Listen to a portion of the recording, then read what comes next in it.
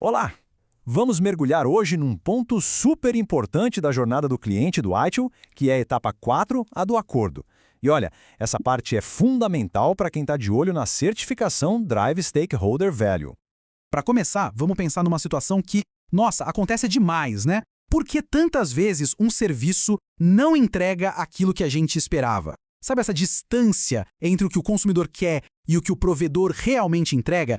É aí que mora o perigo, a fonte de muita dor de cabeça. Então, para a gente entender como resolver isso, nosso papo de hoje vai seguir um caminho bem claro. Primeiro, a gente vai entender o tamanho do desafio, depois ver como o ITIL resolve isso na etapa 4. Aí a gente entra nos detalhes dos componentes e, no final, o mais esperado, um resumão com os pontos que não dá para esquecer para a prova. E, gente, essa lacuna não é pouca coisa, não. É uma falha séria na relação, sabe? Acaba gerando frustração, desperdício de tempo, de dinheiro. É ruim para todo mundo. Ok, e como o ITIL lida com isso? A resposta está justamente na etapa 4 da jornada, a etapa acordar. O objetivo dela é bem direto: colocar todo mundo na mesma página, alinhar o que se espera e ter uma visão única do que vai ser o serviço, e isso antes de qualquer coisa começar a rodar. Pensa nessa etapa como um momento da virada de chave. É aqui que aquele papo inicial, mais informal, se transforma em algo concreto, sabe? Um acordo documentado onde fica preto no branco o que é sucesso para ambas as partes. E o próprio guia do ITIL reforça isso. Olha só, a ideia é essa mesmo: criar uma fonte de verdade, um ponto de referência único para essa relação de serviço. Acabar com "eu achei que era assim" ou "ninguém me falou isso". Chega de ambiguidade. Mas calma lá. Antes de sair concordando com tudo, tem um passo anterior que é crucial. É preciso planejar junto como o valor vai ser criado e, principalmente, como ele vai ser medido. A palavra-chave aqui é cocriação. Não é só um entregar e o outro receber. Beleza, mas por onde a gente começa esse planejamento? O primeiro passo é definir o que raios significa qualidade de serviço para esse contexto. Porque se deixar solto vira algo super subjetivo, né? Mas não precisa ser. O segredo é definir isso muito bem logo de cara. E depois que a gente define o que é qualidade, a gente precisa saber como medir. É aí que entram os níveis de serviço. Eles transformam aquela definição em números, em métricas que a gente pode acompanhar para ter certeza de que o combinado está sendo entregue. E para ajudar nisso, existe uma ferramenta bem legal, o método de interação de serviço. É uma forma organizada de fazer isso.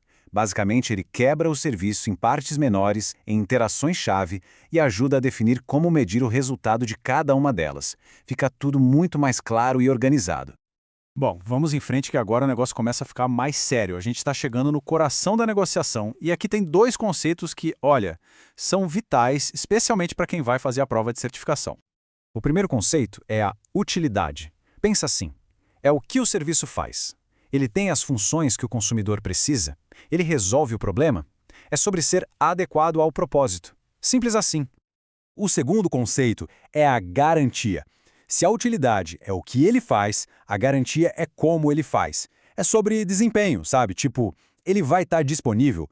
Ele tem capacidade suficiente? É seguro? Em resumo, dá para confiar que ele vai funcionar bem quando for preciso? Essa tabela aqui é ouro, pessoal. Ela resume essa diferença de um jeito perfeito. E sério, entender a diferença entre utilidade e garantia é uma daquelas coisas que sempre caem na prova. E na vida real, ajuda a evitar um monte de confusão sobre o que o serviço realmente entrega. Ok, a gente fez o acordo. Tá tudo lindo no papel. E agora? Deixar na gaveta? Claro que não. Precisa ter um processo formal para gerenciar isso. E é exatamente para isso que existe a prática de gerenciamento de nível de serviço, o famoso SLM. E para que o SLM funcione bem, tem esses fatores de sucesso aqui. Repara que é um ciclo, né? Primeiro, a gente estabelece aquela visão compartilhada sobre os níveis de serviço. Depois, a gente fica de olho para ver se a organização está cumprindo. E, claro, coleta dados, analisa e mostra os resultados. É esse ciclo que garante que o serviço não saia dos trilhos. Beleza? Vimos bastante coisa. Agora vamos fazer um resumão focado naquilo que é essencial, o néctar do conhecimento para quem está se preparando para a prova de certificação DSV. Olha esse número, 4. Sabe o que ele significa?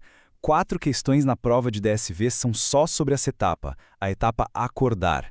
Isso é 10% da prova inteira. Então, dominar o que a gente falou aqui é um passo gigantesco para ser aprovado. E para garantir essas 4 questões, O segredo é focar nesses 5 pontos que a gente tem na tabela. É quase um checklist. Entender o propósito da etapa, acordar, saber de cor as definições de qualidade e nível de serviço, nunca mais confundir utilidade com garantia e, claro, entender o papel do SLM. Fechou isso, fechou a prova. Para a gente fechar, fica uma reflexão. Como é que a gente pega tudo isso que a gente conversou, esse processo todo de acordar, e usa no nosso trabalho para evitar aquele desalinhamento lá do começo? No final do dia, o mais importante é isso: transformar o que a gente aprende aqui em resultados de verdade, em relações de serviço que funcionam muito melhor.